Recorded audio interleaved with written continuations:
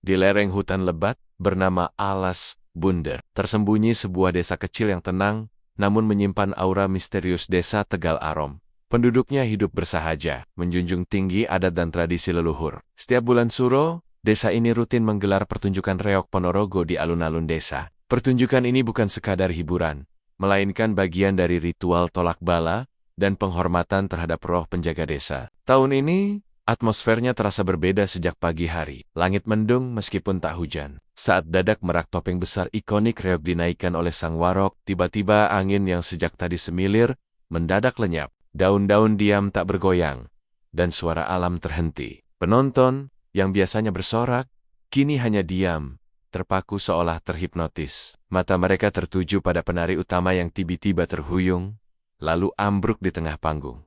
Matanya terbuka lebar, kosong, menatap langit tanpa berkedip. Para siman, sesepuh yang dituakan dan penjaga adat desa, langsung memanggil seluruh panitia pertunjukan ke rumah joglonya. Wajahnya marah, sorot matanya tajam. Ia baru mengetahui bahwa sekelompok remaja diam-diam menambahkan tarian jaran goyang dalam latihan reok sebagai variasi, tanpa meminta izin. Menurut cerita turun-temurun, tarian itu bukan tarian biasa. Itu adalah gerakan pemanggil, pengundang arwah leluhur untuk merasuk ke tubuh manusia. Ia adalah tarian cinta, tapi juga tarian kutukan. Malam harinya, keganjilan mulai terjadi. Satu persatu remaja yang terlibat dalam latihan tersebut mulai meracau. Tubuh mereka bergoyang seperti sedang menari, padahal mereka tengah tertidur. Beberapa menari di halaman rumah, mata mereka terpejam, tapi mulut mereka tertawa, lalu meringkik seperti kuda. Orang tua mereka panik, namun tak bisa menghentikan gerakan itu. Seakan ada kekuatan lain yang mengambil alih tubuh mereka. Pagi yang semula biasa di SMA Tegal Arum berubah menjadi kekacauan. Saat pelajaran bahasa Indonesia baru dimulai, 3 siswi Rara, Intan, dan Lilis tiba-tiba menjerit bersamaan dari bangku mereka. Jeritan itu bukan tangis atau rasa sakit, tapi seperti panggilan putus asa yang keluar dari kedalaman jiwa. Mulut mereka kompak mengucapkan kalimat yang sama berulang-ulang. Aku ingin menari, tapi mereka larang aku. Aku ingin menari. Kalimat itu diucapkan dengan suara yang tak wajar, seperti suara dari dalam sumur yang dalam dan kosong. Suasana kelas berubah mencekam. Lampu berkedip-kedip meski siang. Meja dan kursi bergerak sendiri seolah disentakkan oleh tangan tak kasat mata. Salah satu siswa laki-laki, Gani, tiba-tiba berdiri dan menggonggong seperti anjing. Matanya melotot, lalu ia menerjang teman di depannya. Guru panik, murid-murid berhamburan keluar kelas. Hari itu, sekolah diliburkan mendadak tanpa pengumuman resmi. 2 hari kemudian, kesurupan bukan hanya terjadi di sekolah. Pagi hari di pasar tradisional Tegal Arum, suasana mendadak berubah tegang. Seorang pedagang sayur, Bu Karti, yang dikenal cerewet dan ramah, mendadak terdiam. Ia menunduk, lalu mulai berbicara dalam bahasa Jawa kuno yang tak banyak orang pahami. Suaranya berat, bergema. Beberapa saat kemudian, seorang pemuda yang sedang membeli cabai berteriak, lalu menari liar di lorong pasar. Tubuhnya gemetar, wajahnya penuh air mata, namun mulutnya terus tertawa. Satu persatu, pembeli dan pedagang terjangkit. Beberapa hanya terdiam menatap satu titik. Lainnya bergerak liar seolah tubuh mereka bukan milik mereka sendiri. Seorang perempuan tua berambut putih berdiri di tengah pasar, menunjuk ke arah barat, ke arah hutan. Dengan suara serak, ia berkata, mereka datang dari bawah akar, dari tempat yang tak boleh dibuka. Pasar segera ditutup. Polisi desa hanya bisa berjaga dari luar, tak berani masuk. Ketakutan menjalar ke seluruh desa. Sekelompok pemuda, termasuk Andra, nekat menyelidiki hutan Alas Bundar. Mereka masuk dengan ponsel dan alat perekam suara, berharap bisa merekam sesuatu sebagai bukti.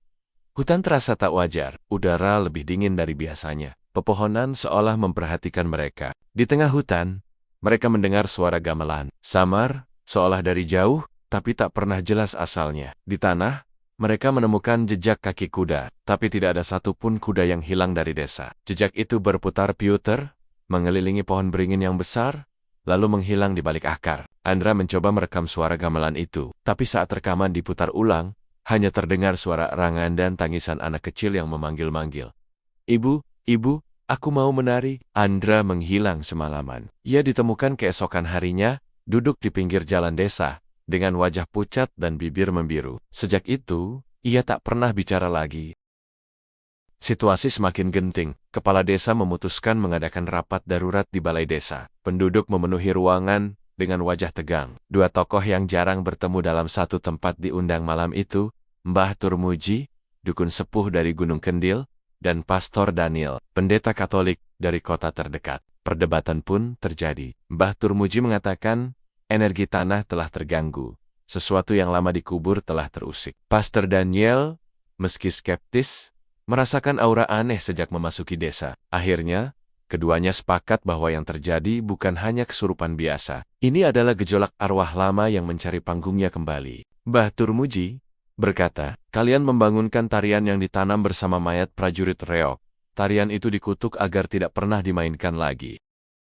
Untuk menutup gerbang energi yang terbuka, dilakukanlah ritual besar di tengah lapangan desa. Ritual ini hanya boleh dilakukan saat bulan mati. Gamelan ditabuh mundur pola nada dibalik, iramanya dibalik arah, sebagai simbol mengusir roh dan membalik arus masuk mereka. Penduduk berdiri membentuk lingkaran, memegang lilin, dan sesajen. Tapi ritual terganggu. Beberapa orang yang sebelumnya terlihat biasa mendadak menari liar keluar dari lingkaran. Wajah mereka aneh, seolah topeng arwah yang hidup. Mereka tertawa sambil menari, matanya putih semua. Satu dari mereka, pemuda bernama Jatmiko, berlari ke arah lingkaran api, lalu melompat masuk ke dalamnya. Api menyala tinggi, tapi ia tidak menjerit.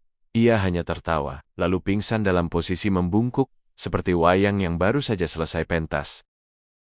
Keesokan harinya, Mbah Turmuji memimpin penggalian di bawah pohon beringin tua di batas desa. Dengan mantra dan larangan ketat, tanah dibuka perlahan. Setelah menggali lebih dari 1 meter, mereka menemukan tulang manusia. Tapi bukan itu yang mengejutkan mereka. Di samping tulang itu ada topeng reok tua yang sudah berlumut dan keris kecil berkarat. Topeng itu berbeda mata, topeng terbuka, mulutnya setengah senyum. Mbah Turmuji mengatakan, topeng itu milik seorang penari reok masa lalu yang kerasukan. Lalu dikubur hidap-hidap bersama topengnya, agar roh tak menyebar. Saat topeng itu dibakar di tengah lapangan, bau anyir langsung menyebar.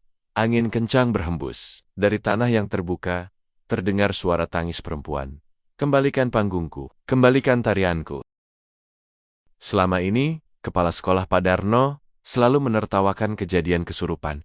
Ia menyebut semuanya sugesti dan histeria massal. Namun pada upacara bendera hari Senin, Pak Darno mengambil mikrofon, lalu tiba-tiba menori. Gerakan kakinya sempurna seperti penari profesional, tapi wajahnya berlinang air mata. Ia terus berkata, mereka tidak akan pergi.